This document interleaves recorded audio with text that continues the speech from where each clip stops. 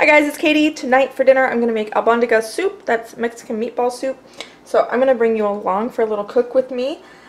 This recipe is from a chef named Susie Jimenez, and I found it online years and years and years ago, and I can't find it anymore. So this is how I wrote it down. So hopefully this is pretty close to the original recipe. I am going to be tweaking it a little bit today just based on what I have on hand. But that's life, you know. So I'm going to start by making the meatballs. I'm going to grate some onion. So you want some really finely chopped up onion. So I'm just using my box grater. And you want about 3 tablespoons of onion. I'll put the whole written recipe down in the description box too. So it's probably about half of one of these small onions. I got a whole bunch of little onions, so I'm trying to use them up.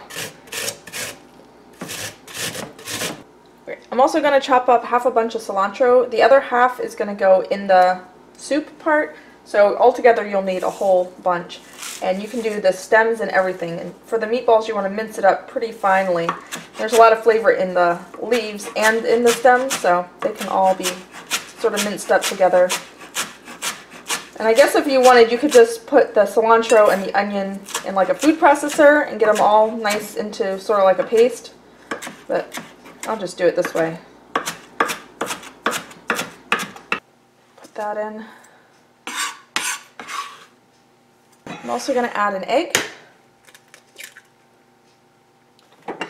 and some salt and pepper.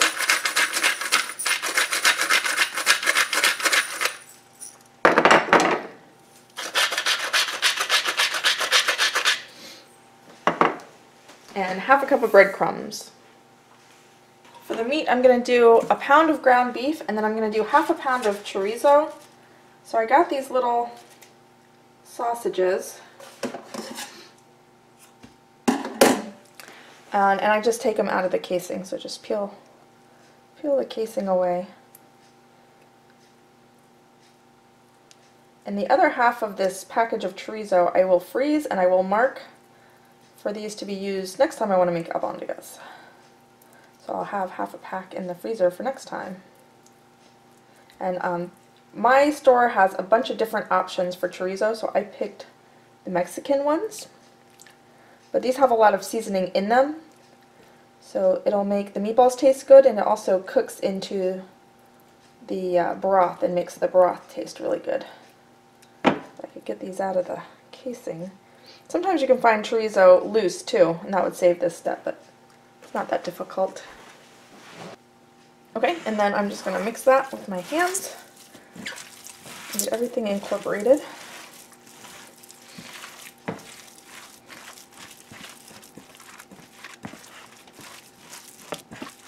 Alright, so we'll just set this aside for now, and that's all there is to this meatballs. A lot of the recipes I see online, they put cooked rice in the meatballs.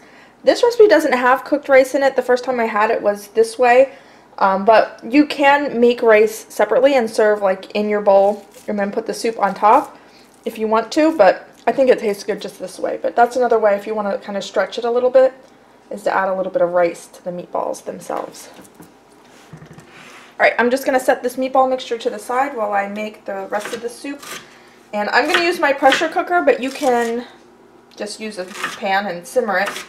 And it just depends on how big you make your meatballs. You just need to cook the vegetables through and cook the meatballs through. So if you make kind of smaller meatballs, it will cook a lot faster. So I'm going to start by cutting up the rest of these little onions, or one large onion. Okay, so I got my onions in there. If you have a jalapeno, dice that up and throw it in too. I just don't have one on hand, but it's really good in this as well. Okay, and I'm going to put a little bit of fat to fry the onions first. I'm just going to use some chicken fat, but you can just use some olive oil or something if that's what you have, just to get those started.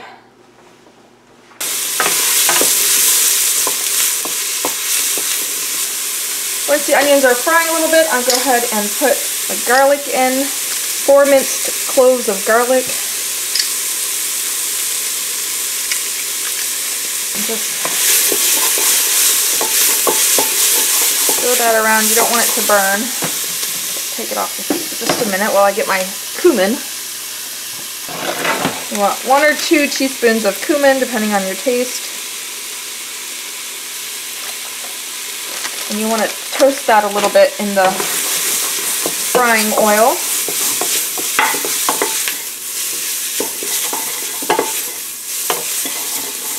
And that's all it takes.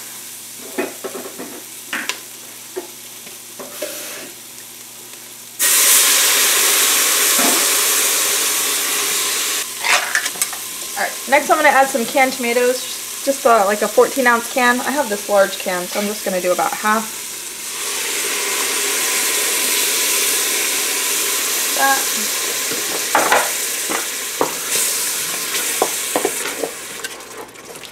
Glaze the bottom of a pan if something started to stick. And we'll also put in some chicken stock. Mine is frozen, so don't mind me, that will melt. Now that's 2 quarts of chicken stock. You might start with 1 quart and see if you need a second quart. What I'm going to do is I'm going to put in extra vegetables. So the recipe calls for 1 large zucchini. I am going to put in a bunch of zucchini. I'm also going to put some corn in just to kind of stretch this a little bit. Also going to put the stems of the cilantro in. So this is the second half of the bunch. I'm going to save the leaves for garnishing, but the stems, like I said, they have a lot of flavor, so we'll put those in with the broth. And we'll put them in early, and then the leaves we'll put in as garnish at the end or just in your individual bowl. So just chop them up kind of fine. We'll throw those in. I'm going to put the meatballs right in the simmering broth, and it's got a big chunk of ice in it, so it's not going to simmer. So what I'm going to do is I'm going to start making the meatballs so that when this does come up to a simmer, I can start dropping them in, and I won't have to wait for this to come to a simmer to start making my meatballs. You can make these little mini meatballs, spoon-sized meatballs, or you can just make like large meatballs instead of like only 1 or 2 in a bowl. I do kind of mid-size, so probably 3 or 4 in a bowl.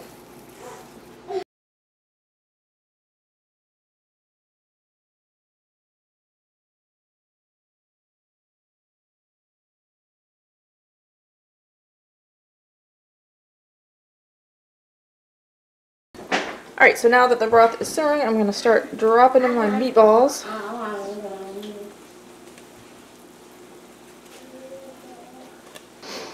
Okay, just give this a gentle stir. Make sure nothing's stuck on the bottom, and then I will seal it up and pressure cook it for probably about 8 minutes. Alright, so it's been 8 minutes. I'm going to turn off my burner, and I'm going to move this over to a cool burner because I do want to quick release this, but I'm going to let it cool down a little bit before I do that. Quick release.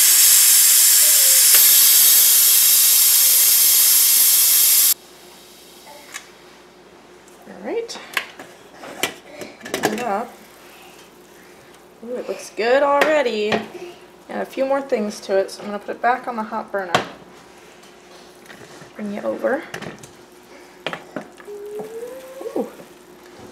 Yeah, the meatballs look really good, and after they're cooked, or they should be mostly cooked, they're a little bit more durable. When they're raw, they kind of can break apart, so you want to stir pretty carefully.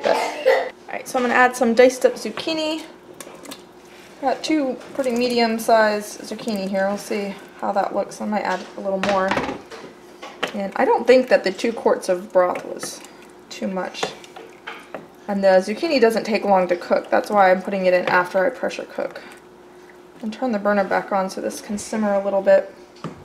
I'm also going to add a little frozen corn, just to give it a little color and different veggies. So I'm probably just going to add like maybe a cup of frozen corn.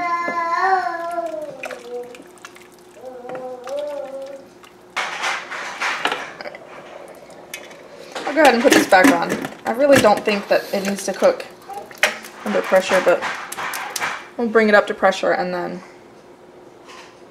that should be all it needs to take. The time it takes to come up to pressure is pretty much all it needs to cook, so let that go. Alright, so this came back up to pressure. I turned off the burner. I'm just going to take it off. And I think the amount of time it takes to naturally cool down, or like 5 minutes, whichever comes first, I will check and see. I think that's all the zucchini will need. Alright, so I'll just let the last little bit pressure out. Oh, it looks good. That's enough! Alright, so I'll put some of the cilantro in, and the rest we can put in as we serve it on our bowls. That is what it looks like. You can see. Alright, there is the finished soup. Alright, hopefully you enjoyed this recipe. You can give my video a thumbs up. I really appreciate that. I will see you guys next time.